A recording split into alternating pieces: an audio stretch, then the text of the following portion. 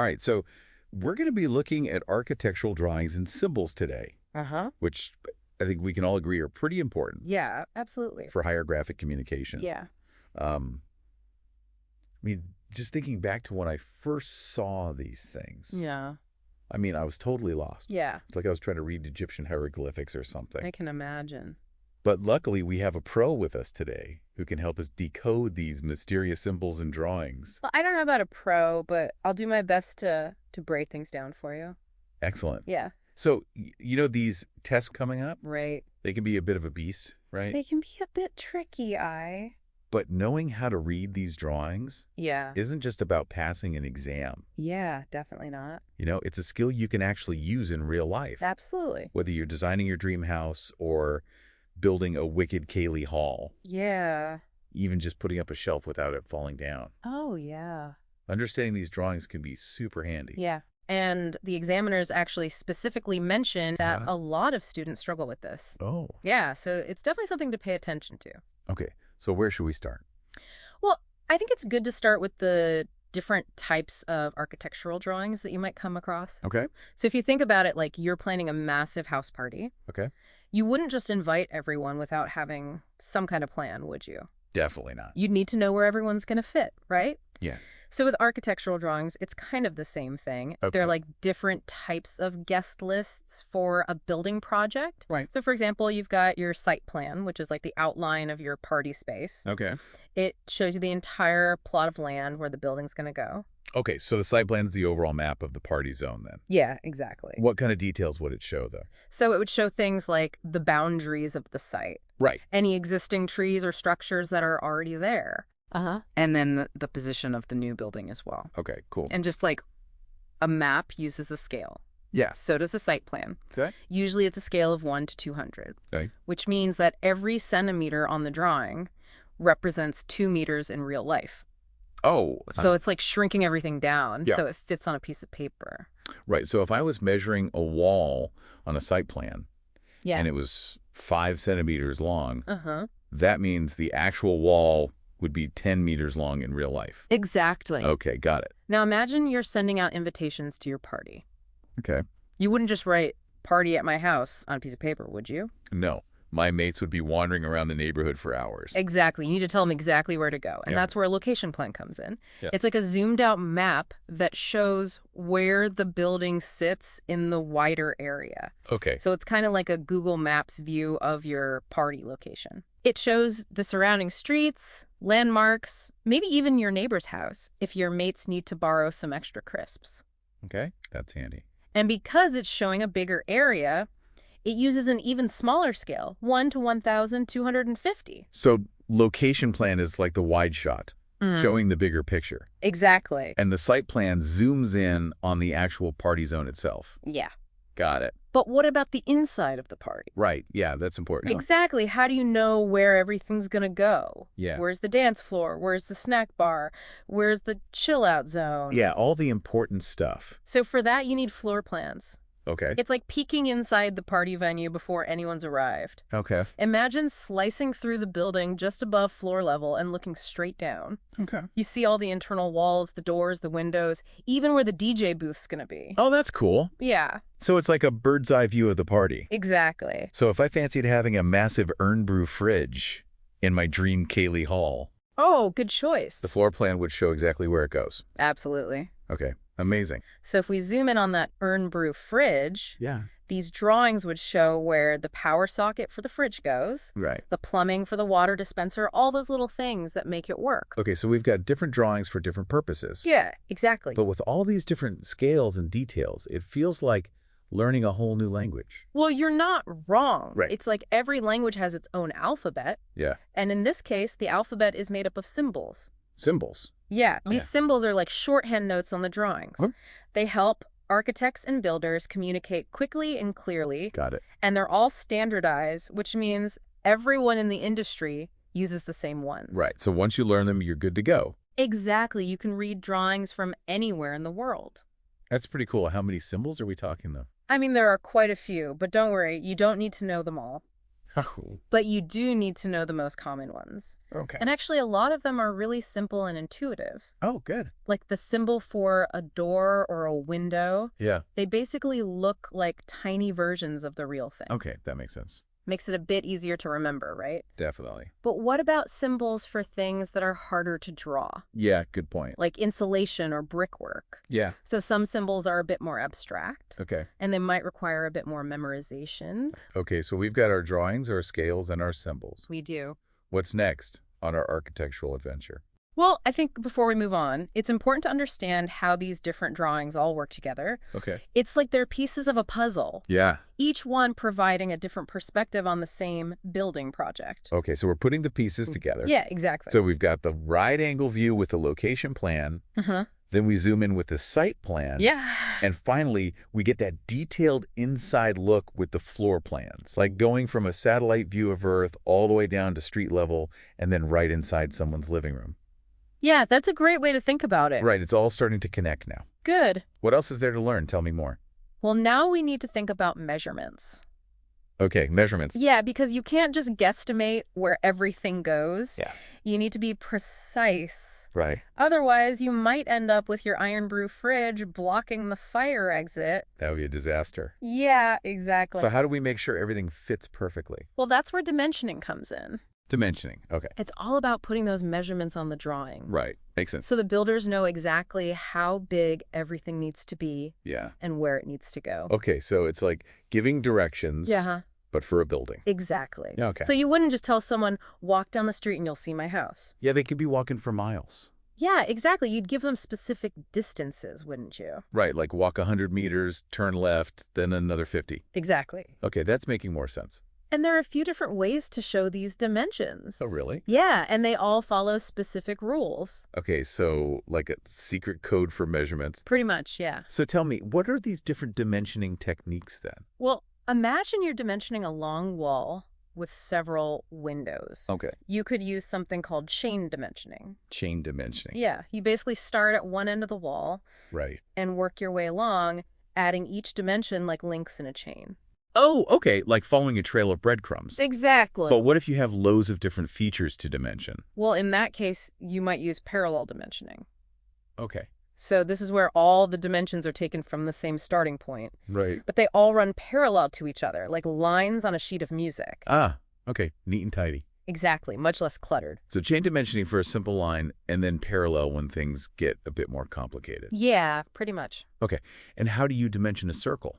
Well, for a circle, you usually dimension the diameter, Okay, which is the distance right across the middle of the circle, okay. or you can use the radius. Right, which is half the diameter. Exactly. So it's like measuring the width of a pizza, right? Perfect analogy. To measure all the way across or just from the middle to the crust. Exactly. Okay, that's making sense. Now, when you get to more complex shapes, like a hexagon, Oh yeah, the six-sided shapes. mm-hmm. How do you dimension those? It's a bit more tricky.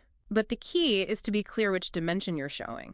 Okay. So you can dimension across the corners, known as AC, AC. or across the flats, known as AF. Right, and there's a symbol for each of those. Exactly. There's a British standard symbol for each. So there's different symbols depending on whether you're measuring corner to corner or side to side? Yeah, that's right. Okay, but that seems a bit fiddly. It is important, though, Right, okay. because you don't want the builder to misinterpret it. No, definitely not. Imagine they build your Cayley Hall too small because they got the dimensions wrong. Can't be having that. No, definitely not. Right, so accuracy is key. Absolutely. And the good thing is, it becomes second nature with a bit of practice. Oh, good. You'll be dimensioning all sorts of shapes like a pro in no time. Okay, that's good to hear. You mentioned British standard symbols. Right, yeah. So it's important to know that British standard symbols are standardized across the whole UK construction industry. Right. So it's like the official dictionary of architectural drawings. Pretty much, yeah. Okay, and why are these British standard symbols so important? Well, because it avoids confusion, everyone knows what everyone else is talking about. Right. No misinterpretation. Exactly. Makes sense. And it's especially important for your exams. Right. No making up our own symbols, even if we think they make sense. No, definitely not. Got it. So we've talked about symbols and dimensioning. Yeah. But how do we make sure everything stays organized? Right, yeah, because with all these drawings, it could get a bit messy. Exactly, and that's where drawing sets come in. Okay, drawing sets, what are those then? So think of it like creating a photo album of your building project. Okay. You wouldn't just throw all the photos in a random pile, would you? No, that would be chaos. Exactly. You'd want to organize them in a logical way. Right. So people could follow the story. Yeah, exactly. And it's the same with architectural drawings. Okay. A drawing set is a collection of different drawings, Right. all organized in a specific order Okay. to give a complete picture of the project. So like a visual storybook of the building. Yeah, that's a great way to think about it. Okay, so what kind of drawings would be in a typical set then? Well, it depends on the project. Right. But for a new house, you might have a location plan, Oh, a site plan, floor plans for each level, and maybe some detailed appliance and fixture plans as well. Okay, so it's like starting wide and then zooming in closer and closer. Exactly. Each drawing has a specific purpose and a specific scale. Right, to show the right level of detail. Yeah. Okay, I'm starting to feel like I could actually design my own dream house now. Good. But before I get carried away, Yeah. we've talked about dimensions. Yeah. But how do you actually show the shape of things on a flat piece of paper? Ah, that's a great question. Yeah. It brings us to orthographic projection. Ooh, orthographic projection. Yes. Orthographic projection. So is it as complicated as it sounds? Not really. I mean, it might sound a bit fancy, Okay. but it's actually a pretty simple idea. Yeah. It's all about showing a 3D object Right. as a set of 2D views. Okay, so how does that work? Well, imagine you built a model of your dream house Okay. out of Lego, I like where this is going. and you took photos of it from different angles. Right, like from the front, the side, and the top. Exactly. Lovely. So those photos would give you flat images Yeah. of your 3D Lego creation. Right. That's essentially what orthographic projection does. Oh, okay, so it's like taking snapshots of the building from different sides. Yeah, pretty much. Then using those snapshots to create a set of drawings. Exactly. Cool. And what are these different views called? So the main ones are the front elevation, Okay. the end elevation, Uh-huh. and the plan. Okay, so front elevation shows the front, Yeah. end elevation shows the side, Yep. and the plan shows it from above. Exactly, as if you were looking down on it from a bird's eye view. Oh, okay, that makes sense. It's like a set of blueprints that show you every angle, even though each drawing is flat. Okay. And in Scotland, we use something called third angle orthographic projection. Third angle. Yeah, it's the standard here. Okay. And it's what you'll need to use in your exams. Right, third angle orthographic projection. Yeah. Got it. What makes that one different, though? It's mainly about how you arrange the views on the page. Okay. So if we go back to that Lego house, Okay. imagine you put it inside a glass box. A glass box. Okay. And you shone a light on it from different directions. Uh-huh. The shadows that the house makes on the walls of the box Right. would be like your different views. Oh, I see. So the shadow on the front would be the front elevation, Yeah. side would be end elevation, and the top would be the plan. Exactly. So we're basically capturing the silhouette of the building Uh-huh. from different angles. Yep. And then transferring that onto the paper. Exactly. And it's the way you arrange these views Mhm. that makes it third angle. Yeah, you're following a specific set of rules. Right. Okay, that makes sense. And it's important to get it right. So how do we avoid messing it up? Honestly, the best way is just to practice. Okay, practice makes perfect. Pretty much the more you draw, Yeah. the easier it becomes. Okay, good to know. Right. And remember, the examiners, Yeah, they're looking for clear, accurate drawings. absolutely. So crisp lines, correct alignment, and those all important British standard symbols. Can't forget those. Definitely not. Yeah. Actually, can we go over some of the key symbols again? Sure. So walls, for instance. Okay. Internal walls and external walls. They have different symbols. Right. To show whether they're inside or outside the building. Exactly. Easy peasy. And then you've got doors. Doors, You yeah. need to show which way they swing. In or out. Uh-huh. And then there's sliding doors, double doors, even revolving doors. Oh, wow. So many doors to choose from. And windows as well. Oh, yeah. Tell me about windows. Different symbols for fixed windows. Right. Sliding sash casement windows. So many windows. Each one has a specific symbol. Okay, so you need to be really clear what kind of window you're drawing. Yeah, you can't just draw any old rectangle. No, got to be specific. Exactly. And let's not forget about things like sinks, toilets, bathtubs. Oh, yeah, the bathroom essentials. They all have their own symbols too. Right, okay, and we need to be using the correct British standard terms, Absolutely. like WC for toilet. Exactly. Okay, I'll try to remember that one. Good. But it's not just about memorizing these things, though, is it? No, not at all. It's about knowing how to actually use them properly in the context of the drawing. It's like learning a new language. Yeah. You need to know how to put all the words together. To create something meaningful. Exactly, to tell a story. A story of a building. Yeah, pretty much. Okay, so we're combining the drawings, the scales, the symbols, the Mhm. dimensions Yep, to create a clear and accurate picture of the project. exactly. And that's what examiners are looking for. They want to see that you can apply this knowledge Yeah. to create professional drawings, Huh. drawings that communicate your design ideas. Got it. So remember all these things we've been talking about. Yeah. They might seem small or insignificant, Okay. but they're actually really important. Right. Because they're the building blocks of the world around us. Wow, that's actually pretty deep. So keep practicing, keep learning, and most importantly, have fun with it. Absolutely. All right, well, that was a fantastic journey through the world of architectural drawings and symbols. Yeah. Hopefully it's all making a bit more sense now. Definitely. And who knows, maybe some of you listening will be designing incredible buildings one day. Yeah, anything is possible. You just need to master these basic skills, and then you can let your creativity run wild. I look forward to seeing what you come up with. Me too. All right, well, that's it for today, folks. Thanks for joining us on this architectural adventure. Thanks for having me.